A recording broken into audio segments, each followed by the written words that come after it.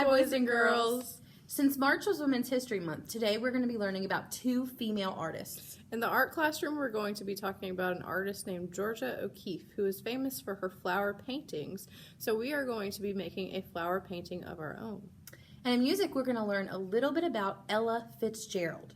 But before we get started, we have a special guest that would like to introduce themselves. So let's see who it is. Okay. Hi, this is Miss Lawson. I'm really excited to be here today, and I really miss seeing you guys here at school. But let's get started and learn some music and art today. Today I want to talk to you guys a little bit about Ella Fitzgerald. Ella Fitzgerald was born on April 25th, 1917. She was well known for her scat singing and mostly sang with jazz big bands. These bands included instruments such as the saxophone, trumpet, trombone, piano, and the double bass. Ella was the first African American to win a Grammy and even won 13 in her lifetime. Ella died in 1996. She was known as the Queen of Jazz and the First Lady of Song. Now, Ella sang what we call jazz music. Jazz music is very unpredictable, it's lively, and it sounds so soulful. Jazz music originated in New Orleans, Chicago, and New York. 3 different places. It's really cool. There are a bunch of famous jazz musicians that you've probably heard of, like Dizzy Gillespie or Duke Ellington, and so many more. So I want to encourage you to go, with your parents' permission, to youtube.com and check some of them out. Let's go on over to Miss Walters and see what she has for us today.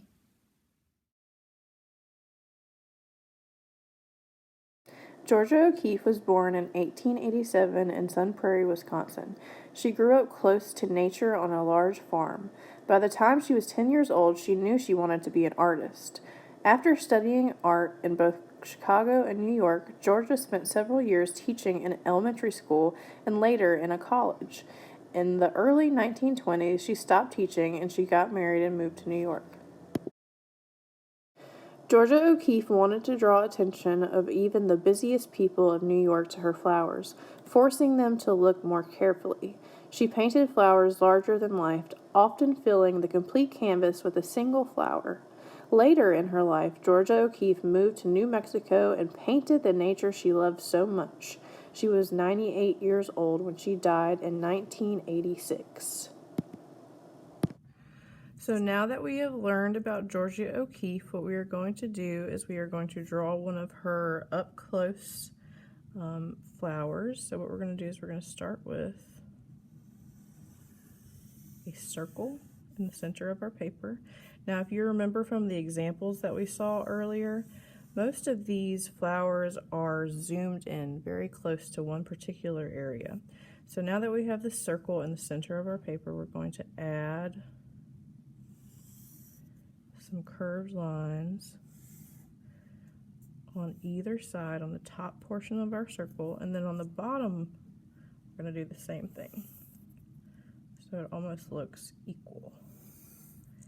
Now on the sides our lines are going to be just a little bit different. So we have 2 curved lines here and 2 curved lines above, and on the sides we're going to curve out and back around. Okay, so out and back in. I'll show you that one more time. Out and around, and out and around. Okay, so what you can do now, before we do our painting, if you would like, this is just an extra step. You don't have to do this if you don't want to.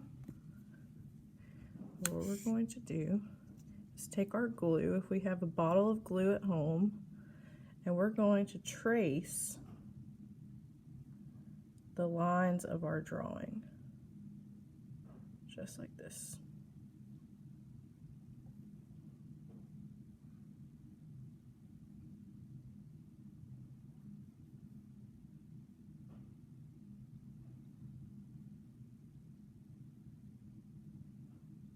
You want to make sure you have a glue bottle with enough glue. You don't want to run out halfway through your drawing.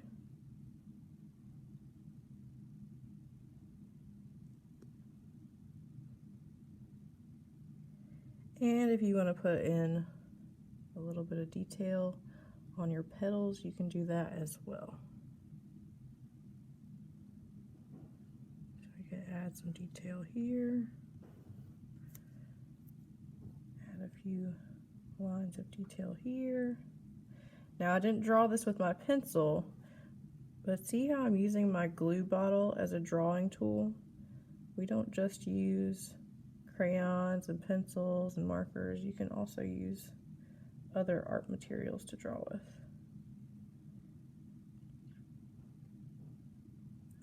Now once you get to this point in your tracing, when you've traced over everything with your glue, you're going to set it aside and you want to let this dry overnight. I would probably, just to make sure that it's completely and totally dry. So I'm going to set this off to the side. And what you can do after, so this is my first version that I made with a full line of glue all the way around my drawing. And what I did was I sat a blank piece of paper on top of this drawing.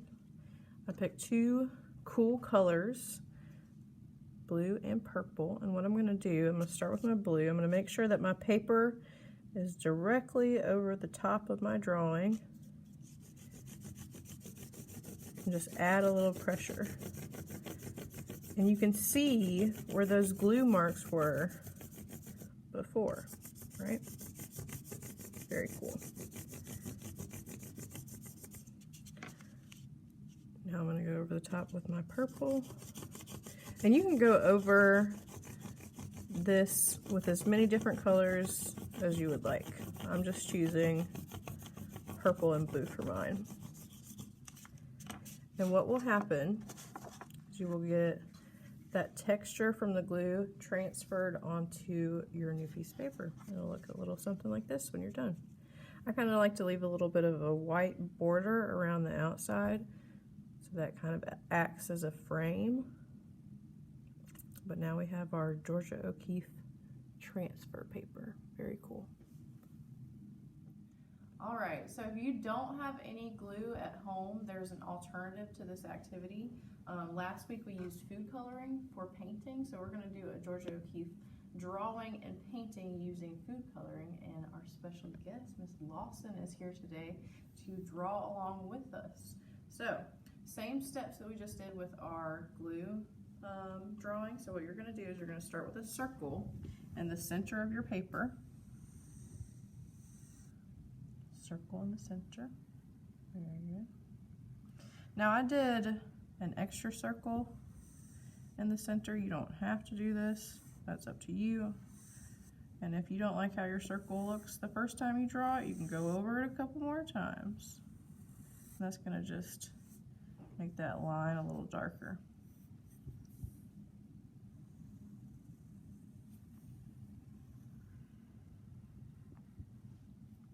So the same way we worked before with two curved lines on top and two curved lines on bottom. So these are going to be the wider curved lines. They're going to cover more of your paper. One curved line on one side, one curved line on the other, one on the bottom, and another on the bottom.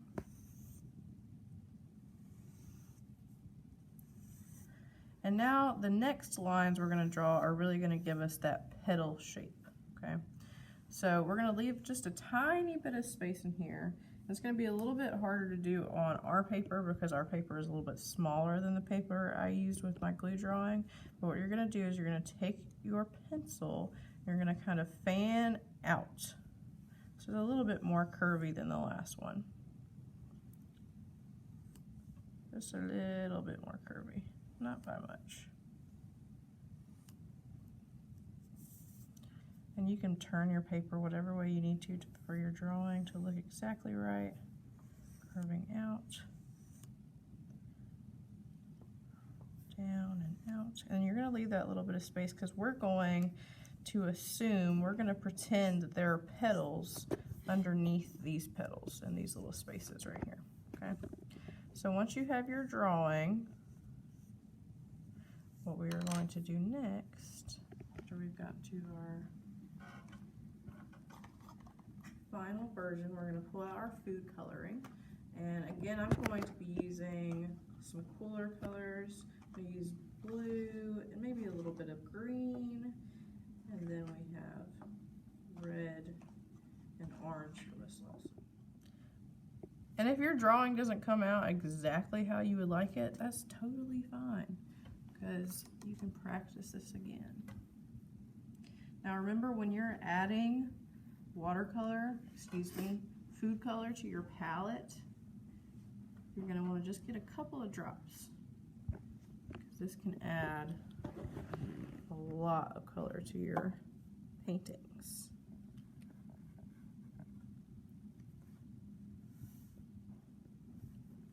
Okay.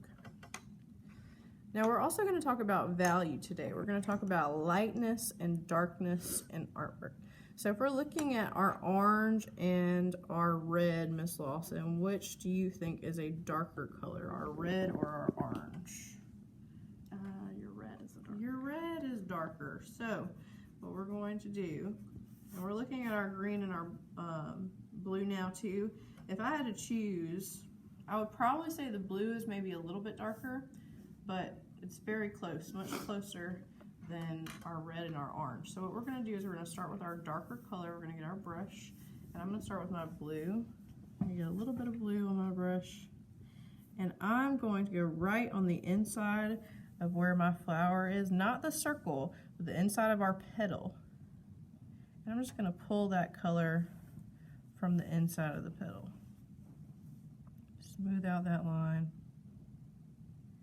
And we're going to get lighter as we go. So how do you think we could go lighter? Add water. Add water. Very good. Yes. So we're going to add a little bit of water. And hopefully the further we go, the lighter our flower will become. Yeah, if you added a lot of color to start with, it's going to be harder to fade that away. That's okay. It's our first petal. We have 3 more to work with. So we're doing the same thing we did on our last petal, on this petal. So what we're going to do is make sure that we're using more color closer to our circle and more water and color mixed together on the outside of our petals. Notice how I just dip my brush directly into the water and then let that color flow.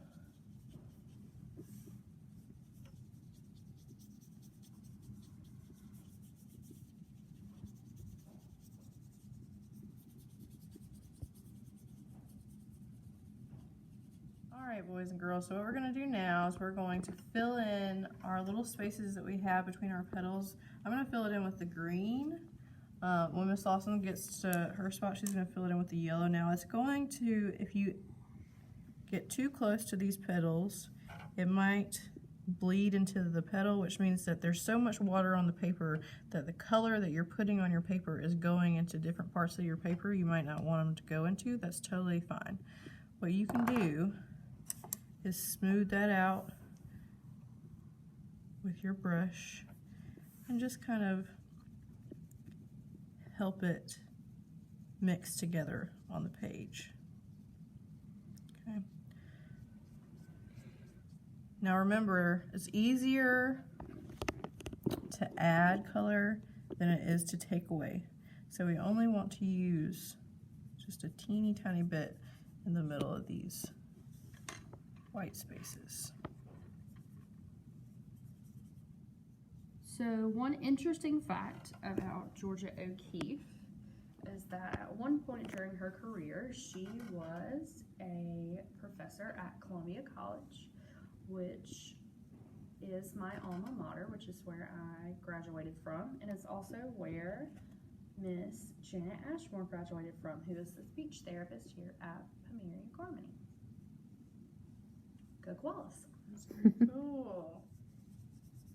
Now I added a little bit more green in this petal just so that it would match the one across. So if you end up getting a little bit of that middle color you're supposed to have between your petals on the actual petal itself, that's okay to blend it in.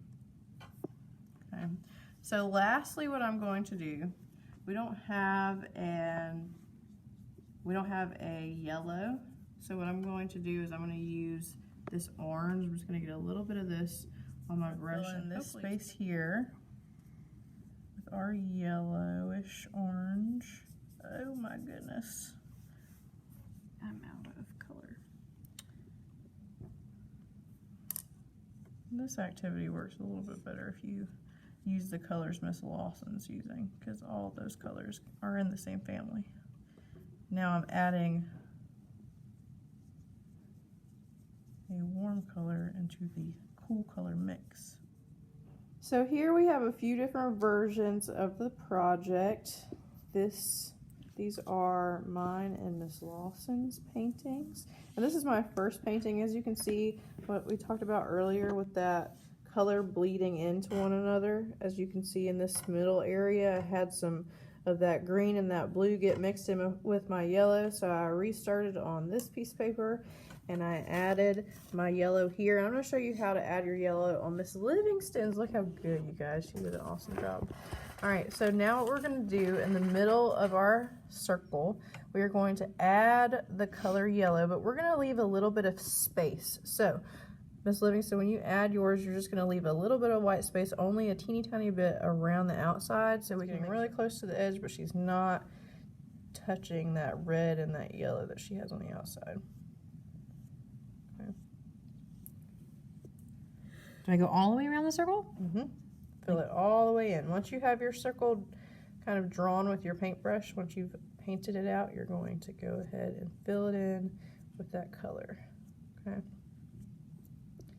Now, the second circle that we drew, you can emphasize that. You can make it stand out a little bit more by outlining it with our red food coloring, and then kind of adding a little bit of a texture on top like I did with mine with these little dots. Yep, so Miss Livingston's going to outline it with red.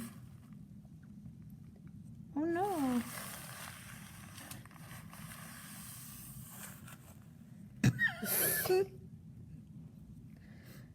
Outline with red. Yep, very good, very good. Oh no. Very good. We're going to have to get a little bit more water so you can blend those in together, unless you're comfortable with using the water that you have.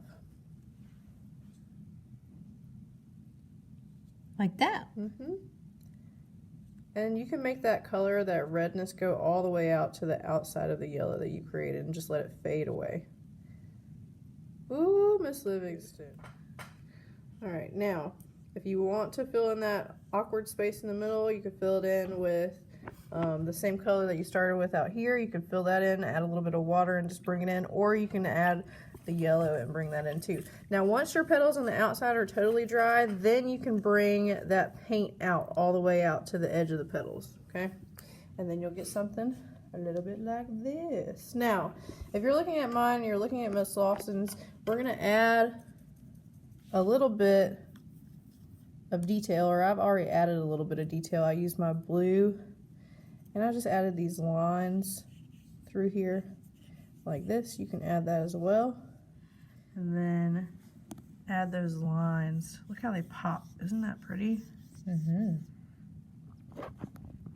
Just to give the inside of our flower a little bit of texture. She is helping my flower. I think your flower looks great. Okay. And now you can see all of our artwork. Miss Livingston has a few little touches, but look at all of our artwork, boys and girls. We want to see your artwork on the Facebook page as well. So if you have these items at home and can do this project, please upload your artwork so we can see it. Thanks for joining us today, you guys. Yes, thanks for joining us. If you got a little messy, that's okay. That's a good sign. We hope you guys have a good week. Bye.